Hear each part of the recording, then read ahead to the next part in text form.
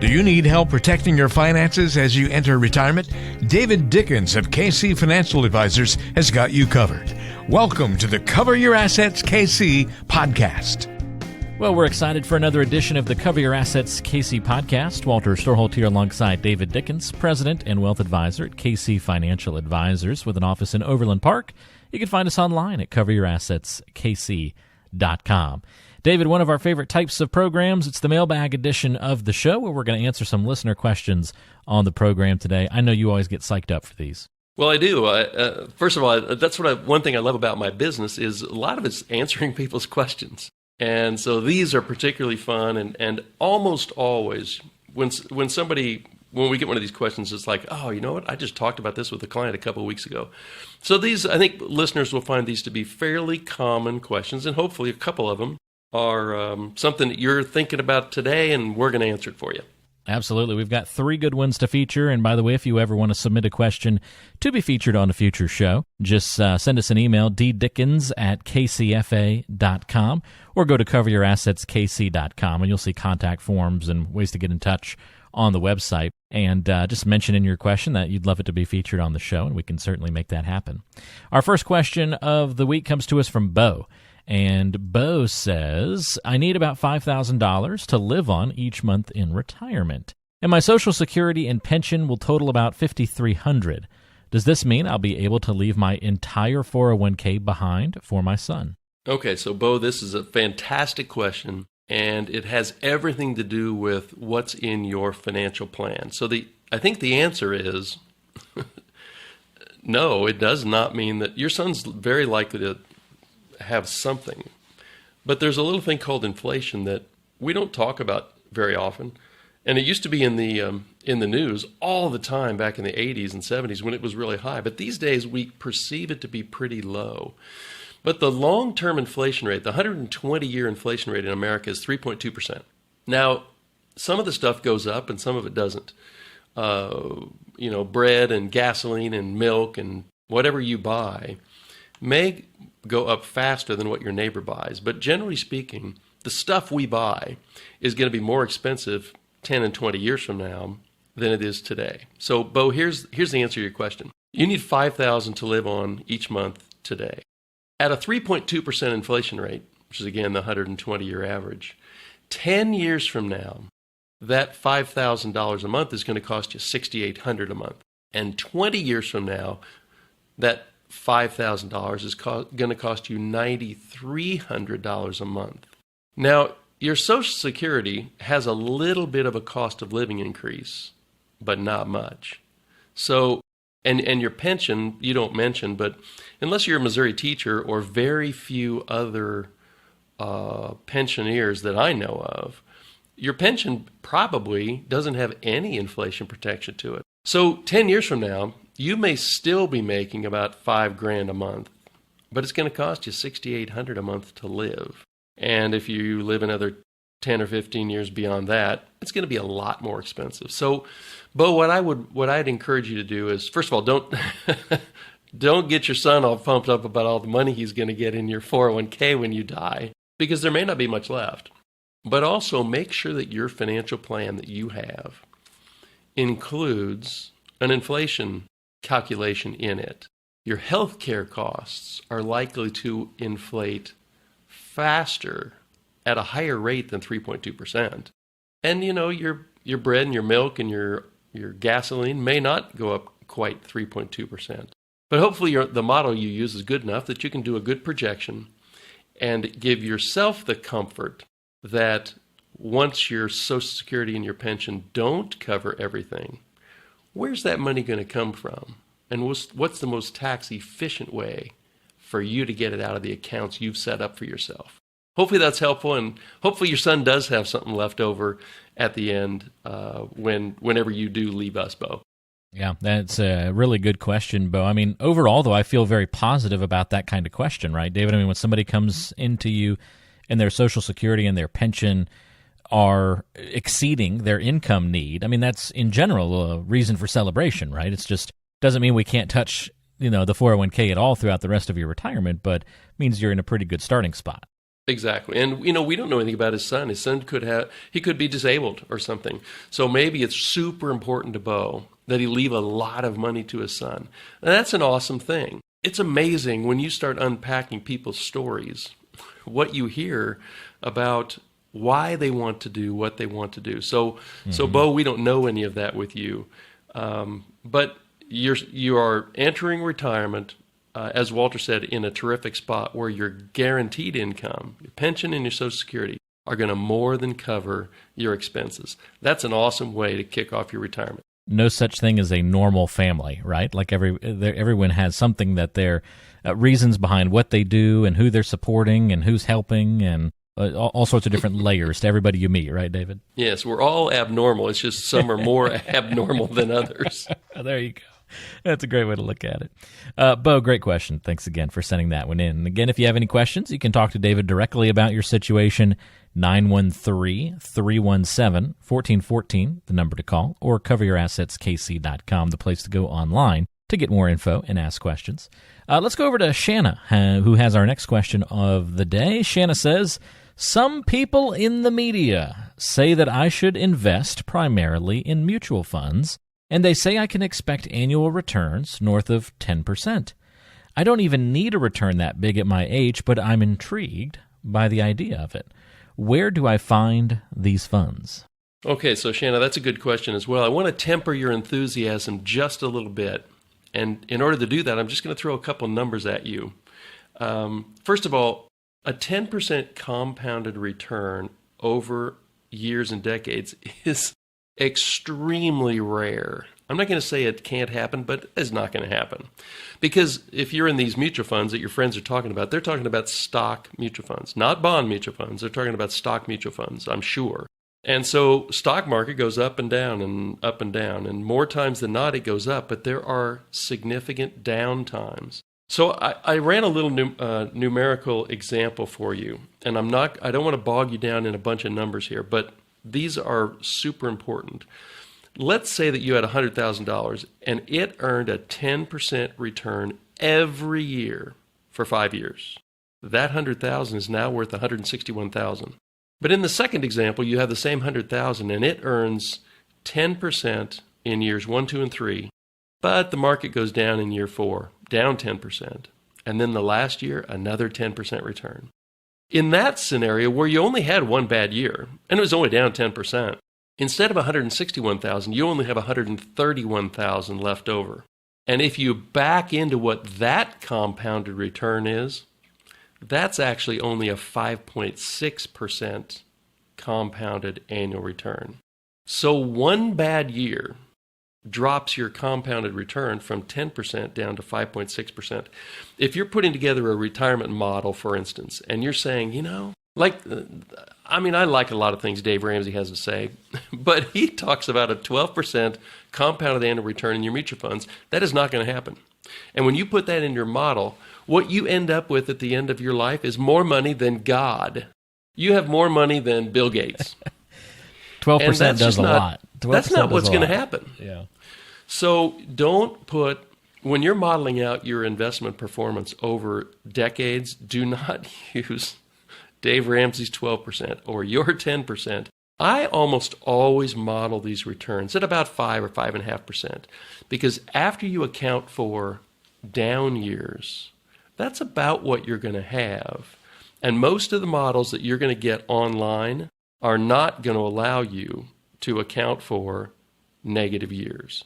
So you have to put in a smaller annual percentage to try to bring a little realism to your projections. That's not even what you ask, Shanna. You ask, well, where do I find these? Here's my best suggestion. Again, we don't give advice because I don't know Shanna, but here's my best recommendation. About 90% of mutual funds do not beat the market, and you pay a higher fee to have someone try to beat the market. So first of all, that's a good reason to not pay that higher fee. And secondly, most mutual funds do not have a mandate to get you out of the way when the market is crashing. What they want to do is beat the index. So if the S&P 500 is down 35% in a year, and that mutual fund manager is only down 30%, well, that person gets a huge bonus. You, on the other hand, are down 30%, and you're not very happy about it.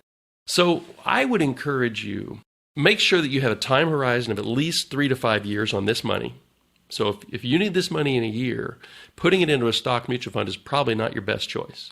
If you have 3 to 5 years, I would encourage you to take a look at index funds. They're super inexpensive. They will mirror, for instance, the S&P 500 or the Dow Jones or the Russell 2000. If those things don't mean anything to you, Shanna, then you might find some help from someone who it does mean something to.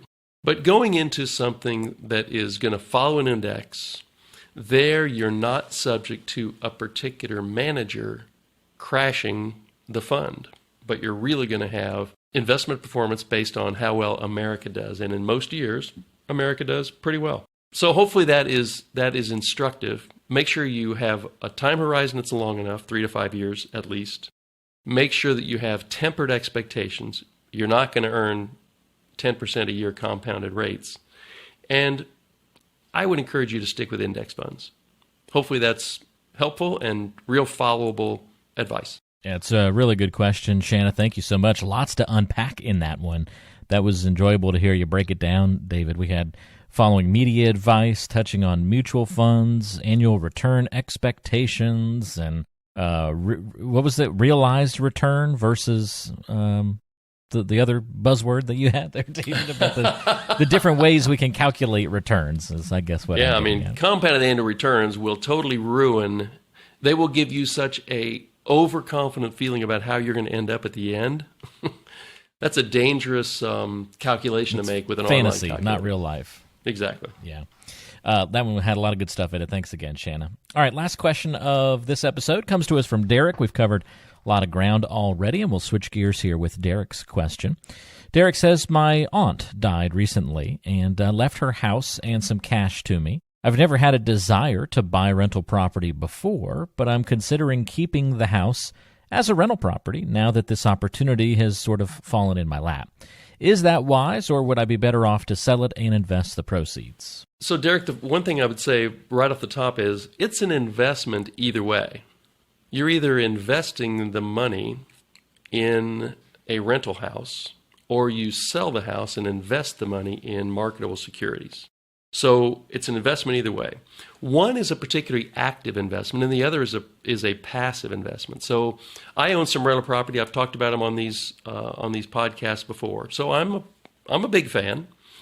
But when you own one rental property, it's very unlikely that you're going to hire a company to help you manage it like you would if you had an apartment building.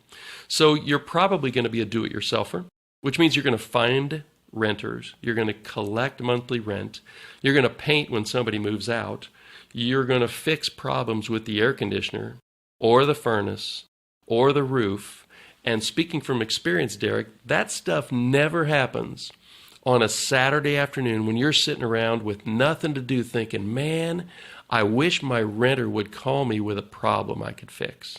What's going to happen is they're going to call you when it's 2 degrees outside and say, hey, my furnace just stopped working. I need some help. So the returns in a rental property should be higher if you're doing it actively, if you're actively managing it. And it's a good thing. You get tax deductions and et cetera. So there's a lot of good in that. The nice thing about passive investments, stocks and bonds and mutual funds and ETFs, is you can buy them in 3 minutes. You can sell them in 3 minutes. You can get the money really quickly into your checking account.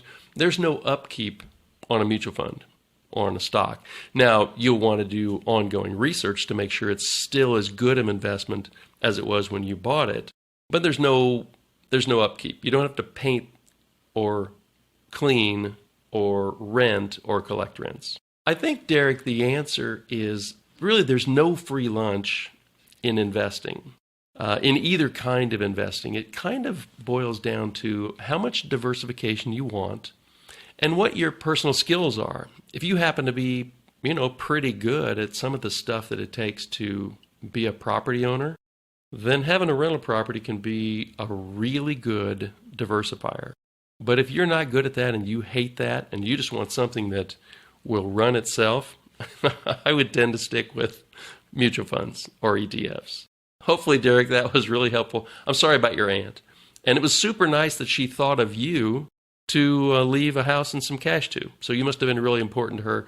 Congratulations on that, and good luck with your decisions. You run into similar situations like this, David, and sometimes it's more of an emotional question rather than even a financial one. Like I remember hearing some stories about people who were maybe left a home and they didn't want to sell the home because of that emotional component, saying, oh, well, this person wanted me to have the home. I don't feel like I should sell the home because they left me the home. And they deal with this emotional struggle of, what do I do with this asset that someone passed down onto me? Or maybe like gifting stock or inheriting stock or something like that. Oh, my grandfather or my dad or mom really believed in this company and in this stock. Should I? But I would feel bad about selling it.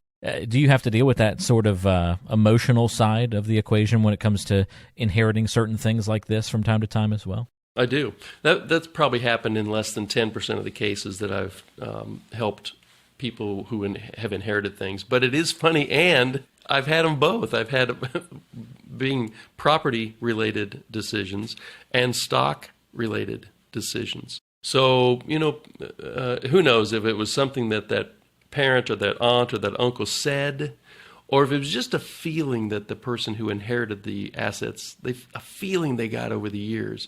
But it is kind of funny how people process that differently.